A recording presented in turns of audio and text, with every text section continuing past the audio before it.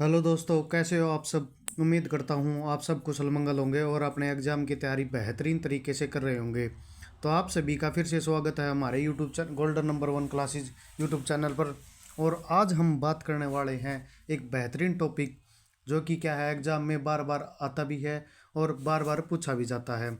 और ऐसे important question के साथ हम आपका स्वागत करते हैं जो कि एग्जाम में प्रीवियस ईयर में पूछे गए हैं, और उनसे रिलेटेड कुछ क्वेश्चन ऐसे बनते हैं जो कि पूछे जाते हैं। तो उन्हीं इन्हीं क्वेश्चनों के साथ हम उसको भी कवर करवा देंगे। आपका टॉपिक है वो एक ही क्लास में लगभग पूरा हो जाएगा। तो आज हम बात करेंगे वैदिक सभ्यता के बारे में, यानी वेदों के बारे में। जो वेदों से क्वेश्चन उठते हैं, जैसे ऋग्वेद हो गया, ऋग्वेद में कितने वो थे, कौन से में किस किस का जिक्र है, ठीक है। तो ये सभी बातें हम आज इसमें कवर करने वाले हैं, ठीक है। वैदिक, अब जैसे क्या था ऋग्वेदिक काल में, क्या था उत्तर वैदिक काल में, क्या था, ठीक है। और भी हैं, तो उनमें कौन से क्या हैं, उन सभी के बारे में आज हम बात करेंगे। तो सबसे पहला है क्वेश्चन है वो क्या है कि जिक्र कहाँ से मिलता है। कोई भी इतिहास में क्या है, कोई स्रोत होता है, इस उनसे पता चलता है कि ऐतिहासिक चीज़ कैसे है, ये कितने वर्ष पुरानी है। जितने ज़्यादा वर्ष पुरानी होगी उतना ही उसको क्या माना जाएगा, ऐतिहासिक माना जाएगा, ठीक है। तो इसके साथ क्या है कि भारत, सबसे पहला क्वेश्चन कौन सा है कि आर्य भारत में सबसे पहले कहाँ बसे थे, कौन कहाँ बसे थे। तो क्या है, ये क्वेश्चन मैंने प्रीवियस क्लास में छोड़ा भी था कि लास्ट में क्वेश्चन था ये कि वैदिक का टॉपिक स्टार्ट होने वाला था और वैदिक का टॉपिक अलग से करवा जाए, इसलिए मैंने ये क्वेश्चन पूछा भी था। तो आर्य है भारत में सबसे पहले कहाँ बसे थे, वो कहाँ बसे थे, वो सप्त सिंधु प्रदेश में बसे थे। कहाँ बसे थे, सप्त सिंधु प्रदेश में। इनसे क्या है, वेदों से क्या है, और भी कई चीज़ें पूछी जाती हैं कि कितने वर्ष, इनका जो टाइम पीरियड है वो भी पूछा जाता है कि कब से कब तक क्या है, जो वैदिक पीरियड है वो कब से कब तक है। तो जो वैदिक काल माना जाता है वो कब से कब तक माना जाता है, वो माना जाता है 1500 ईस्वी से 600 ईस्वी पूर्व तक। कहाँ कब से कब तक माना जाता है, 1500 ईस्वी से 600 ईस्वी पूर्व तक माना जाता है। और इसमें क्या है, इसी के साथ साथ क्या है कि इनमें दो भागों में बांटा गया है वैदिक काल को, ऋग्वैदिक काल और उत्तर वैदिक काल। कौन सा है, ऋग्वैदिक काल और उत्तर वैदिक काल में। ऋग्वैदिक काल का समय था वो था 1500 ईस्वी पूर्व से 1000 ईस्वी पूर्व। कौन सा है, 1500 ईस्वी पूर्व से 1000 ईस्वी पूर्व कौन सा था, ऋग्वैदिक काल। और उत्तर वैदिक काल है वो कौन सा, वो है 1000 ईस्वी से 600 ईस्वी पूर्व तक माना गया है। और क्या है कि जो आर्य हैं उनके बारे में जो वर्णन है वो किसने किया था, वो इसके बारे में जो सबसे ज़्यादा थ्योरी है वो किसने दी थी, जो महत्वपूर्ण थ्योरी है वो मैक्स मुलर ने दी थी। किसने दी थी, एक मैक्स मुलर नाम के एक साइंटिस्ट होते थे, उन्होंने इनके बारे में बताया था। किसके बारे में, आर्यों के बारे में। और उन्होंने क्या बताया था कि ये कहाँ से आए थे, ये मध्य एशिया से आए थे। कहाँ से आए थे, ये मध्य एशिया से आए थे। और सप्त सिंधु प्रदेश को वर्तमान में किस नाम से जाना जाता है, तो आज के समय में जो पंजाब है उसको क्या नाम से, उसके पंजाब है या उसके आसपास का क्षेत्र है उसको हम किस नाम से जानते थे, सप्त सिंधु प्रदेश के नाम से जानते थे। किसके नाम से जानते थे, सप्त सिंधु प्रदेश के नाम से। किसको, आज के जो पंजाब है उसको। अब ऋग्वैदिक काल में क्या है, इंपॉर्टेंट चीज़ें कौन कौन सी हैं वो हम बात करेंगे। तो ऋग्वैदिक काल का जो सबसे महत्वपूर्ण देवता है वो कौन था, कौन सा है, अग्नि है। ऑप्शन है आपके, अग्नि है, इंद्र है, विष्णु है या वरुण है। तो कौन सा देवता है जो कि क्या है ऋग्वैदिक काल में सबसे इंपॉर्टेंट है या महत्वपूर्ण है। तो इसका आंसर है वो कौन सा है, जो ऋग्वैदिक काल में जो सबसे महत्वपूर्ण देवता है ना वो कौन है, वो है अपना विष्णु है। कौन सा है, विष्णु है, सॉरी इंद्र है वही। जो ऋग्वैदिक काल का जो सबसे महत्वपूर्ण देवता है वो कौन है, इंद्र है। इंद्र को माना जाता है, इंद्र देवता कौन है, ऋग्वैदिक काल के सबसे महत्वपूर्ण जो देवता हैं उनको क्या माना जाता है, इंद्र को सबसे महत्वपूर्ण जो देवता है वो माना गया है। किसका, ऋग्वैदिक काल का। अब इसमें क्या है, ऋग्वेद में जो उल्लेखित नदी हैं, यानी ऋग्वेद में जिन नदियों का जिक्र किया गया है उसमें जो सबसे पवित्र नदी है वो कौन सी है, कि उन ऋग्वेद में जो नदियों का वर्णन किया गया है कि कौन कौन सी नदियाँ थी, ठीक है, उस समय बहती थी, उनमें जो सबसे पवित्र नदी थी, ठीक है, वो कौन सी है। जैसे हमारे आज के वर्तमान भारत में हम पवित्र नदी किसको मानते हैं, हमारी गंगा को मानते हैं। नेशनल नदी का किसको जानते हैं, गंगा नदी को जानते हैं, जैसे हम पवित्र मानते हैं। तो इसलिए उस समय में जो कौन सी नदी थी, तो उस समय में कौन सी थी, गंगा थी, सरस्वती थी, यमुना थी या सिंधु नदी थी। तो उस समय जो सबसे पवित्र नदी थी वो कौन सी थी? वो सरस्वती नदी को माना गया है। किसको माना जा गया है? सरस्वती नदी को माना गया है। किसको माना गया है? सरस्वती नदी को माना गया है।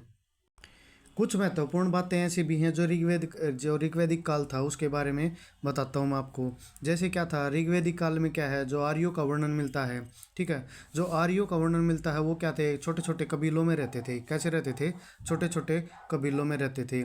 और जो कबीले थे, उन कबीलों को क्या कहा, जो कबीले हैं उनको क्या कहा था? जन कहा जाता था। क्या कहा जाता था? जन कहा जाता था। और जो उनके सरदार थे, कबीलों के जो सरदार थे ऋग्वैदिक काल में, उनको क्या बोला जाता था? उनको राजन बोला जाता था।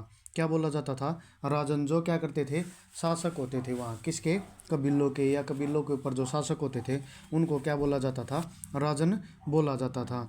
फिर इनमें क्या है, छोटी छोटी राजनीतिक इकाइयाँ, कुल परिवार भी थे। ठीक है, उनको क्या है, जो कुल, कई कई कुल इकट्ठा होकर छोटे छोटे कबीलों में बटे, उनको क्या बोला जाता था? जन बोला जाता था। उनसे क्या बनते? कुल बनते थे। और कुल बन के क्या है, परिवार इकट्ठा होके, कई कुल परिवार इकट्ठा होके क्या बनाते थे? एक गांव का निर्माण करते थे। उस गांव का जो प्रधान होता था उसको क्या बोलते थे? ग्रामणी बोलते थे। क्या बोलते थे? ग्रामणी बोलते थे। और कई गांव इकट्ठा होकर क्या कहलाते थे? विष कहलाते थे। और उनका प्रधान क्या कहलाएगा? विषपति कहलाएगा। ठीक है, तो ये सभी चीज़ें क्या हैं, आप नोट कर सकते हो, ताकि ये कई बार एग्जाम में पूछी भी जाती हैं कि कई गाँवों को इकट्ठा होकर क्या बोलते थे। ठीक है, कई ग्राम इकट्ठा होकर क्या बनाते थे? विष बनाते थे। और उनका जो प्रधान है उसको क्या बोलते थे? विषपति बोलते थे।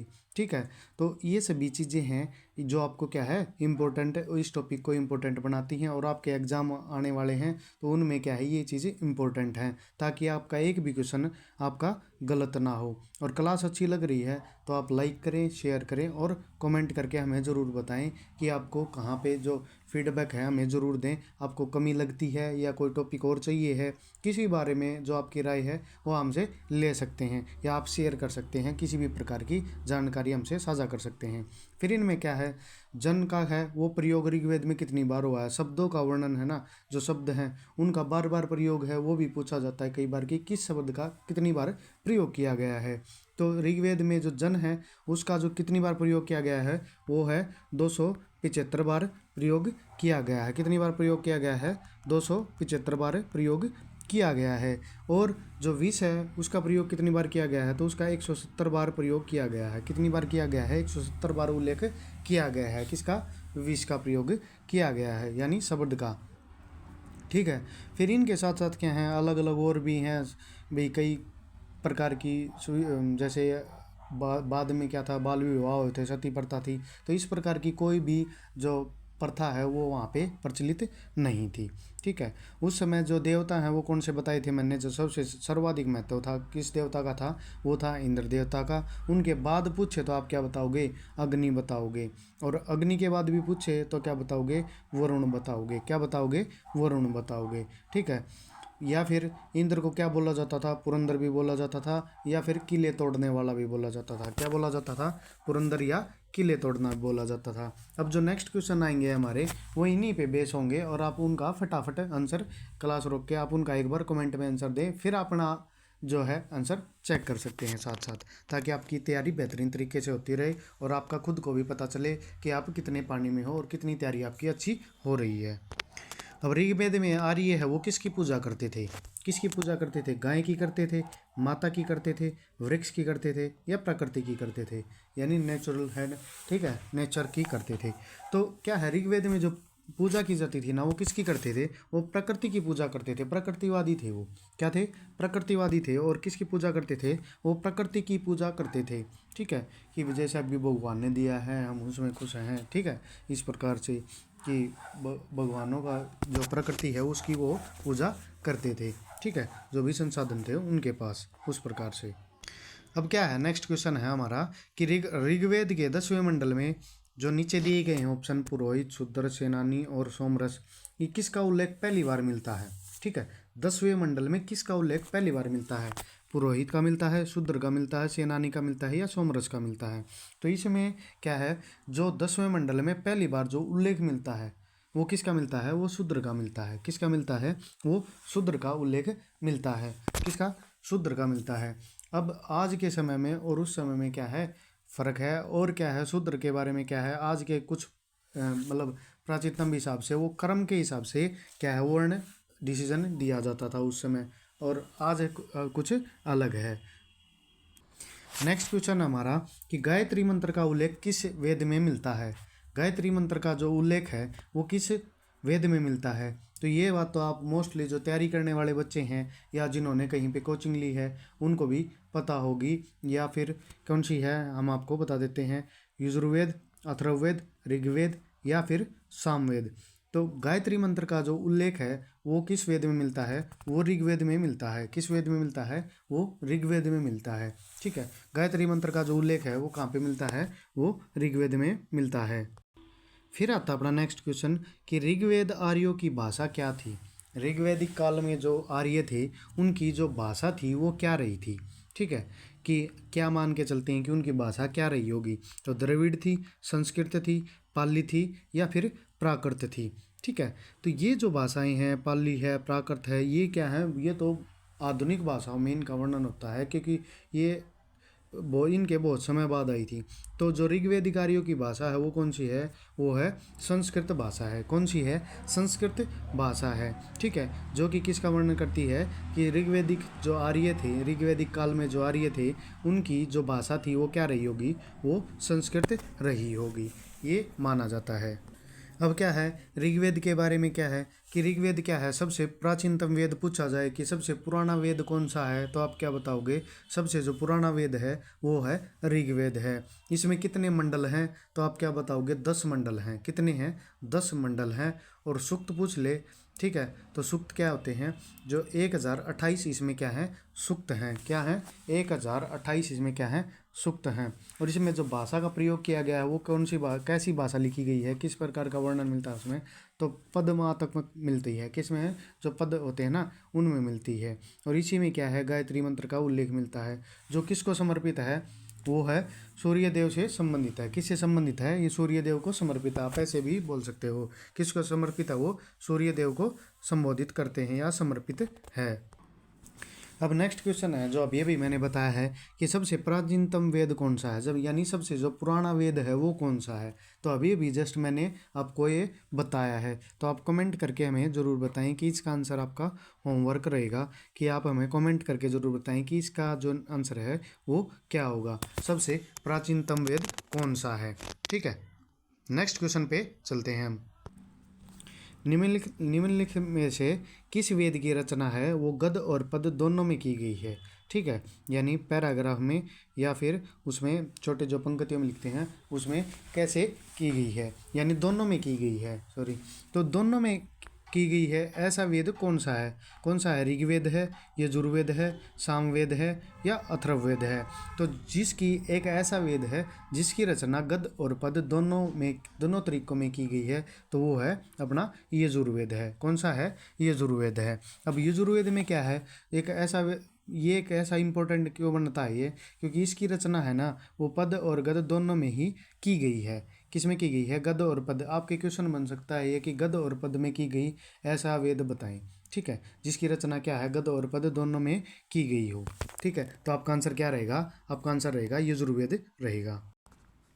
फिर आता है ऋग्वेदिक काल है, उसमें विनियम के माध्यम में किसका प्रयोग किया जाता था। यानी विनियम समझते हो आप, क्या कि लेन देन के मामले में। ठीक है, यानी उसके बदले में। ठीक है, तो विनियम में किसका प्रयोग किया जाता था, किसका किया जाता था, भूमि का किया जाता था, मुद्रा का किया जाता था, दास का किया जाता था या फिर गाय का किया जाता था। तो क्या है, आप इसको एलिमिनेशन से भी कर सकते हो। क्या है, भूमि उस समय इतनी प्रचलित थी भी नहीं। ठीक है, मुद्रा होती ही नहीं थी। ठीक, दास और गाय बचते हैं। तो देखो, गाय है, ये ऑप्शन आपका क्या रहेगा, राइट आंसर रहेगा। क्यों रहेगा, क्योंकि उस समय गाय का पालन बहुत ज़्यादा किया जाता था। किसका किया जाता था, गाय का। और विनियम में इसका प्रयोग सबसे ज़्यादा किया जाता था। किसका किया जाता था, गाय का। विनियम में इसका जो विनियम का माध्यम है उसमें ऋग्वेदिक काल में उसमें किसका प्रयोग किया जाता था, गाय का प्रयोग किया जाता था। इसी के साथ हम बढ़ते हैं हमारे नेक्स्ट क्वेश्चन की ओर। नेक्स्ट क्वेश्चन आपका कि ऋग्वेदिक काल को सबसे प्राचीन राजनीतिक संस्था कौन सी थी। यानी जो राजनीतिक संस्था है, राजनीति में, ठीक है, वो संस्था है उसको क्या बोला जाता था? कौन सी थी ऐसी संस्था, कौन सी थी जो सबसे प्राचीन राजनीतिक संस्था रही हो? कौन सी है? ये सब सभा है ये, विदग है, समिति है या परिषद है? तो कौन सी है सबसे प्राचीन राजनीतिक संस्था? तो वो है सभा। क्या है? सभा है। ठीक है, यानी सभा को क्या बोला जाता था? सबसे प्राचीन राजनीतिक संस्था थी। किसकी थी वो? ऋग्वैदिक काल में। यानी ऋग्वैदिक काल में सबसे पुरानी राजनीतिक संस्था पूछे आपसे तो क्या बताओगे आप? सभा बताओगे। नेक्स्ट क्वेश्चन आपके कि निम्नलिखित में से कौन सा युगम सुसम्मिलित नहीं है? जो आपको नाम दिए गए हैं आगे वाले नाम, ये हैं इनके प्राचीन नाम, और जो बाद में दिए गए हैं ये हैं आपके आधुनिक नाम। ठीक है, जो यानी वर्तमान में आप किस नाम से जानते हो? तो विस्ता है वो क्या है? झेलम का प्राचीन नाम है। विपाशा है वो किसका है? व्यास का प्राचीन नाम है। प्रोशनी है वो किसका है? रावी का नाम है। कुंभा है वो किसका है? सुवासु है। तो इसमें कौन सा ऐसा युग्म है, यानी कौन सा ऐसा जोड़ा है जो गलत है? तो वो कौन सा है? वो है कुंभा। ठीक है, कुंभा है वो है प्राचीन किसका नाम है? जो आधुनिक नाम है वो किसका है? काबुल का है। किसका है? काबुल का है। किसका है? काबुल का। और सुवासु है वो किसका है? ये खुद एक प्राचीन नाम है। कौन? सुवासु। किसका है? सवात का। आधुनिक नाम किसका है? ये सवात का है। ठीक है, तो इस प्रकार से क्या है, ये प्राचीन नाम है और आधुनिक नाम है। पुरुषणी है वो किसका है? रावी का है, ये नाम है। रावी का जो प्राचीन नाम है वो क्या है? पुरुषणी है। व्यास का प्राचीन नाम क्या है? विपाशा है। और झेलम का प्राचीन नाम क्या है? वितस्ता है। कौन सा है? वितस्ता है। इसमें क्या है, और भी अन्य नाम बता सकता हूँ मैं आपको, जैसे क्या है, दरसदवती है वो क्या है? घग्गर का प्राचीन नाम है। किसका है? घग्गर का प्राचीन नाम है। कौन सा है? दरसदवती नदी है। ये आपके हरियाणा जीके में कई बार क्वेश्चन पूछा भी गया है कि जो दरसदवती नदी है वो वर्तमान में किस नाम से जानी जाती है? तो वो घग्गर नाम से जानी जाती है। ठीक है, और भी हैं जैसे कि सदा नीरा है वो किसका नाम है? गंडक नदी का नाम है। किसका है? गंडक नदी का नाम है। सुदरती है, सुद सदूरती है वो किसका है? सतलुज का है। इस प्रकार से ये क्या है, कुछ नाम है इंपॉर्टेंट है जो कि प्रीवियस ईयर में पूछे भी गए हैं। इसी के साथ हम बढ़ते हैं हमारे नेक्स्ट क्वेश्चन की ओर। और यदि आपको क्लास अच्छी लग रही है तो आप हमारे चैनल को शेयर करें, क्लास को लाइक करें और कमेंट करके अपनी राय ज़रूर दें। फिर आता है नेक्स्ट क्वेश्चन कि उत्तर वैदिक काल का सबसे महत्वपूर्ण देवता है वो कौन था? कौन सा? उत्तर वैदिक काल का जो सर्वाधिक महत्वपूर्ण देवता है वो कौन था? कौन था? इंद्र था, विष्णु था, प्रजापति था या शिव था? यानी देखो, ऋग्वैदिक में कौन बताया? इंद्र महत्वपूर्ण बताया। उत्तर वैदिक में कौन है? ऋग्वैदिक का जो टाइम पीरियड है वो कितना था? 1500 ईस्वी पूर्व से 1000 ईस्वी पूर्व। उसके बाद आता है उत्तर वैदिक काल। अब उत्तर वैदिक काल का जो समय था वो क्या था? 1000 ईस्वी पूर्व से 600 ईस्वी पूर्व तक का।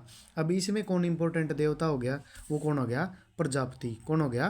प्रजापति हो गया। ठीक है, यानी प्रजापति है वो क्या है? इंपॉर्टेंट देवता हो गया। किसका? उत्तर वैदिक काल का। ठीक है, फिर आता है नेक्स्ट हमारा कि उत्तर वैदिक काल के जो लोग हैं उन्होंने किस धातु की खोज की थी?